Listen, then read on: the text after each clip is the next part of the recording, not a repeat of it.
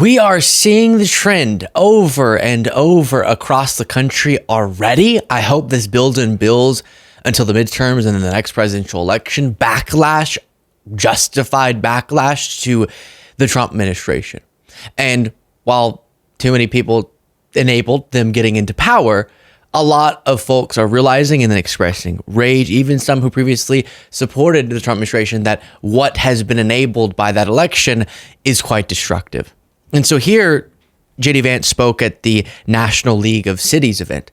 And I want to play this for you and then get to some other related things, but he gets heckled while he's delivering his speech when he does his typical scapegoating. A massive increase in immigration and a massive increase in housing prices. And we have to be honest about that. Well, I see one of our nice representatives out here wants to actually, I guess, continue to flood the country with illegal immigrants, making your communities and citizens unaffordable. A lot of people did not like that. And, you know, first of all, a straw man at the end there, of course, one that we've engaged with too many times. But I think that gives us a sense of what we should expect. We're already hearing them blame things that were obviously caused by Trump's trade war on Biden. We're going to hear undocumented immigration once Trump further spirals the economy. The economic ills that seem to be coming because of his governance they're going to be blamed on everyone except for who would be fair to blame it on. Okay, so just prepare for that. That's what I think is notable about that clip. If you appreciate, by the way, these breaking news updates, please do click the subscribe button. Here's another moment where he had some backlash from the crowd. I can tell you that, yes, of course, you're going to disagree with some of our policies. That's okay. Come and tell us when you disagree with our policies, and we'll have a conversation about it. Maybe don't shout it in front of 2,000 people. I can't even hear what you're saying, sir, but... All right, and he can't even go on vacation lately, given how fed up people are. I'll remind you of this clip. Yep.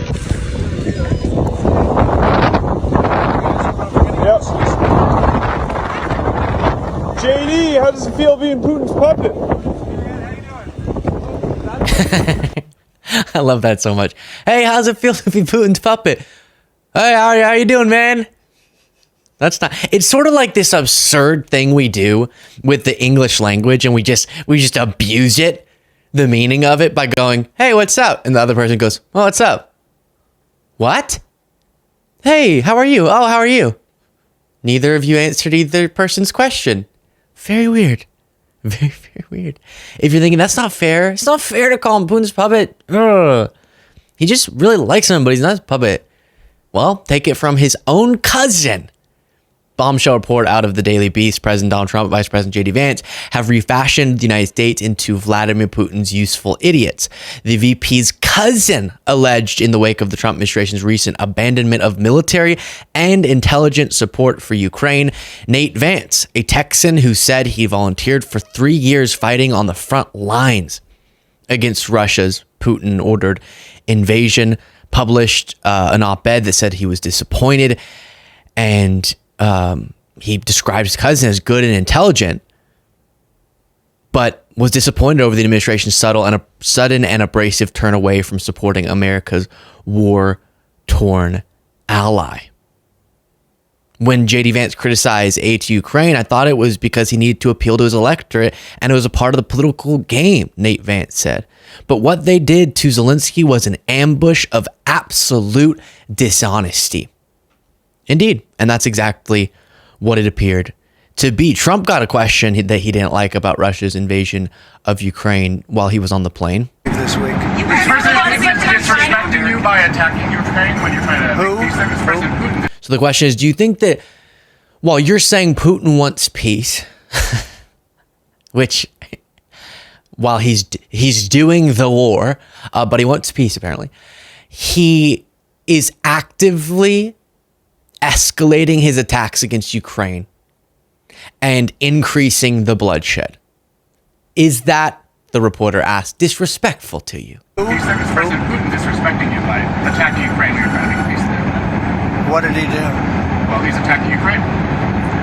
Is he disrespecting me? Yeah. Who are you with? I'm Michael Burkoff, the Washington Post. You've lost a lot of credibility. Go ahead. What else? So the answer was, that's his one go-to every time someone asks a question that makes him look bad. He's just going, who you with? Huh? Who you with? Okay, you can't trust. Well, it doesn't matter who they're with. Answer the question. It's a fair question. You say that you know Putin so well, he's so smart, almost as smart as Xi. They call him Xi. And you say that you can trust Putin, all Trump's terms. You trust Putin and that you trust that he is serious about peace.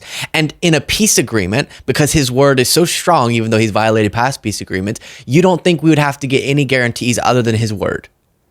So in that environment, does it strike you as a little bit contradictory to that characterization of him, that he's escalating his attacks against Ukraine? Is that the sign of someone who wants peace?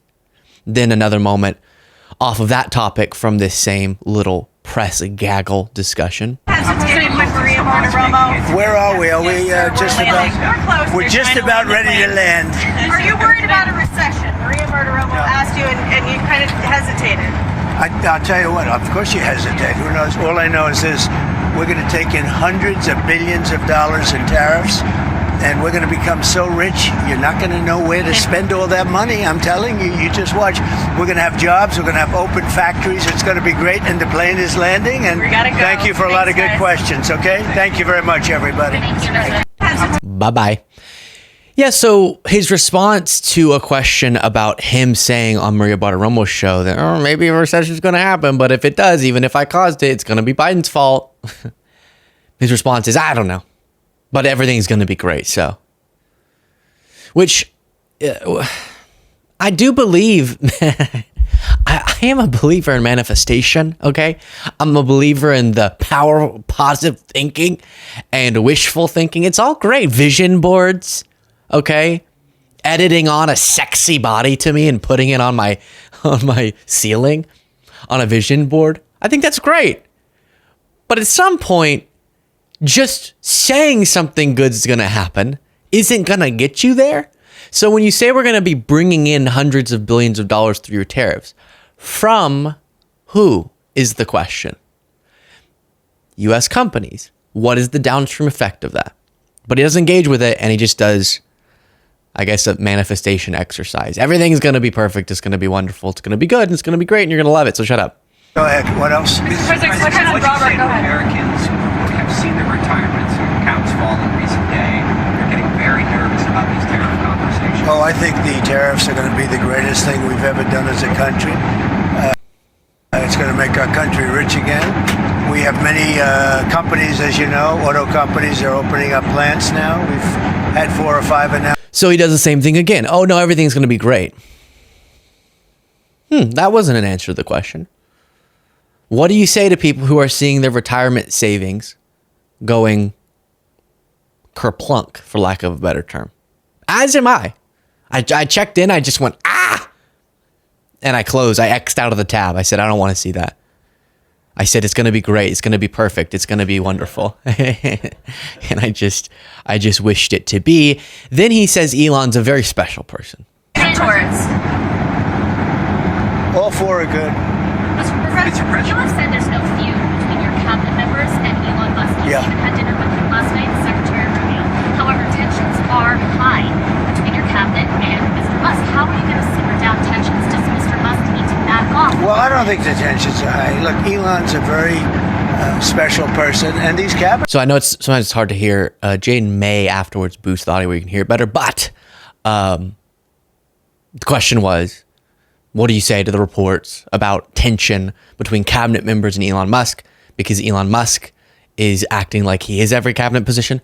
And Trump says, I don't think there's tension. But then he goes on to say there might be. Elon's a very special person, and these cabinet people are special people. You know, these are very successful people, or they wouldn't have gotten, they've attained the highest heights of government.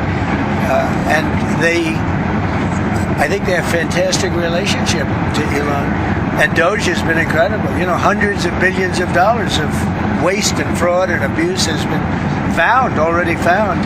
And that doesn't mean they don't have... Yeah, it's been found. Hundreds of billions of dollars has been found, like that my left AirPod has been found. Okay? From the standpoint of found not. already found. And that doesn't mean they don't have a little bit of an argument here and there about something, or maybe personnel arguments. There's not too many contract arguments. You know, contracts have been found. This is much more than just personnel. We found hundreds of billions of dollars of fraudulent contracts, or very wasteful, but I think fraud. I think it's fraud. There was just another plane crash. And I actually think really the cabinet, for the most part, I think they get along really well with Elon. There was just... Okay. Well, they don't, but all right. Keep saying that. Let's see. What else do we want to look at? What else? Let's take a look at this. Just another plane crash. This is on recent plane crashes. Pennsylvania today, Secretary Duffy's big concern is his department is being gutted. He's been, dealing with these crashes ever since he was sworn in.